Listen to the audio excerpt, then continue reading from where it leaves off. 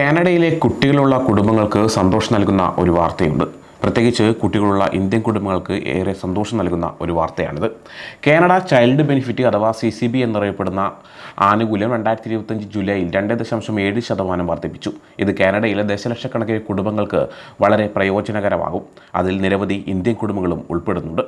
ഈ വർദ്ധിപ്പിച്ച തുകയിലെ ആദ്യത്തെ പേയ്മെൻറ്റ് 2025 ജൂലൈ 18 കൊടുത്തു തുടങ്ങും. അതുപോലെ 2025-26 വർഷത്തേക്കുള്ള CCBയുടെ പുതിയ നിയമങ്ങളും പ്രാബല്യത്തിൽ വന്നിരിക്കുകയാണ്. ഇതിലൂടെ കൂടുതൽ തുകയും വരുമാന പരിധിയും ഉയർത്തിയിട്ടുണ്ട്. എന്തൊക്കെയാണ് ഈ പുതിയ മാറ്റങ്ങളെന്ന് നമുക്ക് വിശദമായി നോക്കാം. 2025 ജൂലൈ മുതൽ CCBയുടെ പുതിയ വാർഷിക തുകകൾ എങ്ങനെയാണെന്ന് നോക്കാം. 6 വയസ്സിന് താഴെയുള്ള കുട്ടികൾക്ക് പ്രതിവർഷം $7,997 വരെ ലഭിക്കും. അതായത് ഓരോ മാസവും $666.41, മുൻവർഷത്തേക്കാൾ $210 കൂടുതലാണിത്. 6 മുതൽ 17 വയസ്സ് വരെയുള്ള കുട്ടികൾക്ക് പ്രതിവർഷം $6,748 വരെ ലഭിക്കും. ഇത് ഓരോ മാസവും $562.33 മുൻവർഷത്തേക്കാൾ $178 കൂടുതലാണിത്. കൂടാതെ വരുമാന പരിധി ഉയർത്തിയതിനാൽ കൂടുതൽ കുടുംബങ്ങൾക്ക് ഈ ആനുകൂല്യം ലഭിക്കും.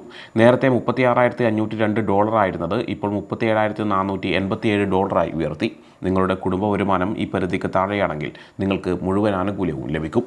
ഈ സന്തോഷ വാർത്തയോടൊപ്പം ഇന്ത്യൻ കുടുംബങ്ങളെ ബാധിക്കുന്ന ചില പ്രധാന നിയമവശങ്ങൾ കൂടി നമ്മൾ അറിഞ്ഞിരിക്കണം.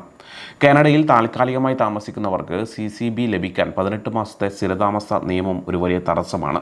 വർക്ക് പെർമിറ്റിലോ സ്റ്റഡി പെർമിറ്റിലോ കാനഡയിലെത്തുന്ന പല ഇന്ത്യൻ കുടുംബങ്ങൾക്കും ഇത് ബുദ്ധിമുട്ടുണ്ടാക്കുന്നുണ്ട്. CCB കിട്ടണമെങ്കിൽ താൽക്കാലിക താമസക്കാർ 18 മാസം കാനഡയിൽ താമസിക്കണം. കൂടാതെ 19-ാം മാസത്തിൽ സാധുവായ ഒരു പെർമിറ്റ് ഉണ്ടായിരിക്കുകയും വേണം. ലേബർ മാർക്കറ്റ് ഇമ്പാക്റ്റ് അസസ്മെൻ്റ് അടിസ്ഥാനത്തിലുള്ള വർക്ക് പെർമിറ്റിൽ വരുന്ന ഇന്ത്യൻ കുടുംബങ്ങൾക്ക് കാനഡയിലെത്തിയ ഉടനെ കുട്ടികൾ ഉണ്ടായാൽ ഈ ആനുകൂല്യം കിട്ടാൻ ബുദ്ധിമുട്ടാണ്. കുറഞ്ഞ കാലയളവിലുള്ള കോഴ്സുകൾക്ക് വരുന്ന ഇന്ത്യൻ വിദ്യാർത്ഥികളുടെ ഭാര്യമാർക്ക് പുതിയ വർക്ക് പെർമിറ്റ് നിയമങ്ങൾ കാരണം OWP കിട്ടാൻ സാധ്യത കുറവാണ്. ഇത് സ്വാഭാവികമായും കുടുംബ വരുമാനത്തെയും CCB യോഗ്യതയെയും ബാധിക്കും. അഭയാർത്ഥികൾക്കും സ്ഥിരമില്ലാത്ത വിസയിൽ വരുന്നവർക്കും കാനഡയിൽ ടാക്സ് അടച്ചാലും ഈ ആനുകൂല്യം ലഭിക്കില്ല. എന്നാൽ ഇന്ത്യയിൽ നിന്ന് കാനഡയിലേക്ക് സ്ഥിരതാമസത്തിന് വരുന്നവർക്ക് ഇവിടെ എത്തിയാൽ ഉടനെ തന്നെ CCB ലഭിക്കും.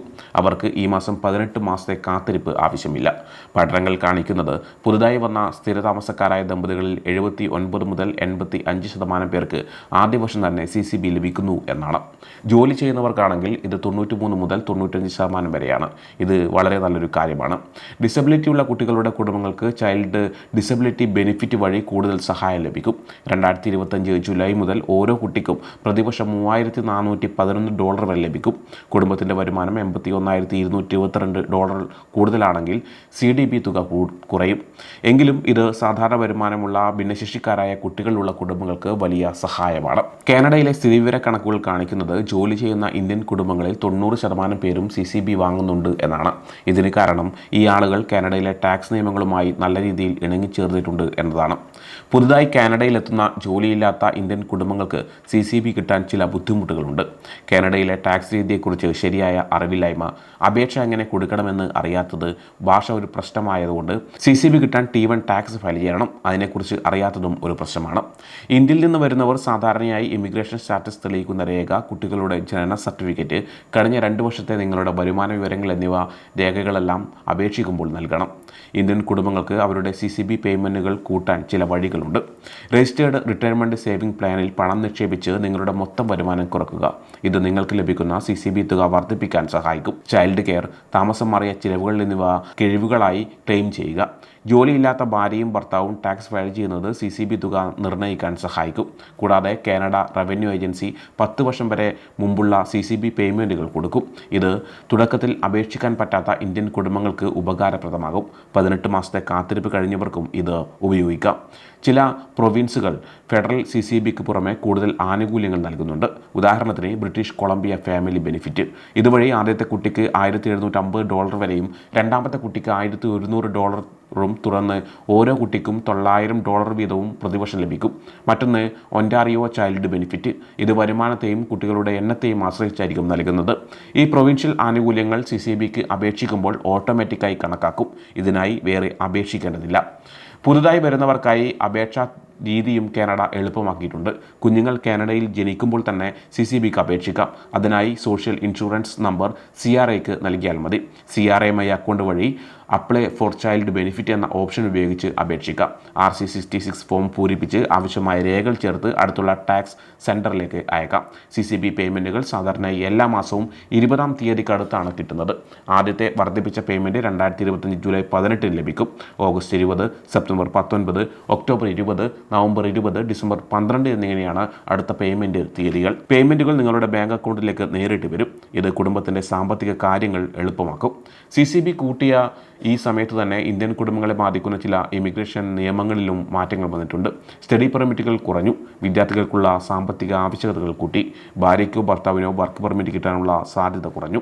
ഈ മാറ്റങ്ങൾക്കിടയിൽ CCBയുടെ വർധനവ് ഇന്ത്യൻ കുടുംബങ്ങൾക്ക് വളരെ പ്രയോജനകരമാകും.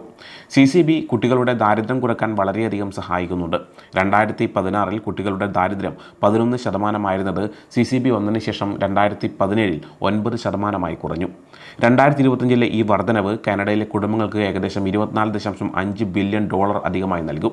ഇതിൻ്റെ ഒരു വലിയ പങ്ക് ഇന്ത്യൻ സമൂഹത്തിന് ലഭിക്കും. കാരണം 2025 താൽക്കാലിക താമസത്തിനുള്ള അപേക്ഷകളിൽ 45.8% ഇന്ത്യക്കാരാണ്. കാനഡ കൂടുതൽ കർശനമായ ഇമിഗ്രേഷൻ നയങ്ങൾ നടപ്പാക്കുമ്പോഴും CCB രാജ്യത്തുള്ള കുടുംബങ്ങൾക്ക് ഒരു താങ്ങായിരിക്കും. പണപ്പെരുപ്പം കാരണം ഉണ്ടാകുന്ന വിലക്കയറ്റം CCBയിൽ ഓട്ടോമാറ്റിക്കായി അഡ്ജസ്റ്റ് ചെയ്യും. കൂടാതെ ഈ പണം ടാക്സ് ഫ്രീ ആണ്.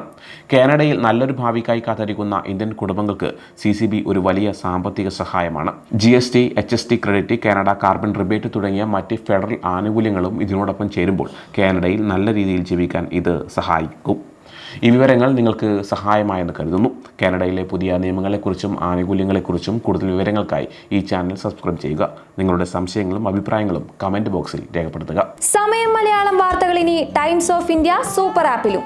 ഇതിനായി പ്ലേ സ്റ്റോറിൽ നിന്നോ ആപ്പ് സ്റ്റോറിൽ നിന്നോ times of India app install ചെയ്യൂ. മലയാളം ഭാഷ തിരഞ്ഞെടുക്കൂ. വാർത്തകൾ ആസ്വദിക്കാം. എല്ലാം ഇനി സമയത്തിൽ.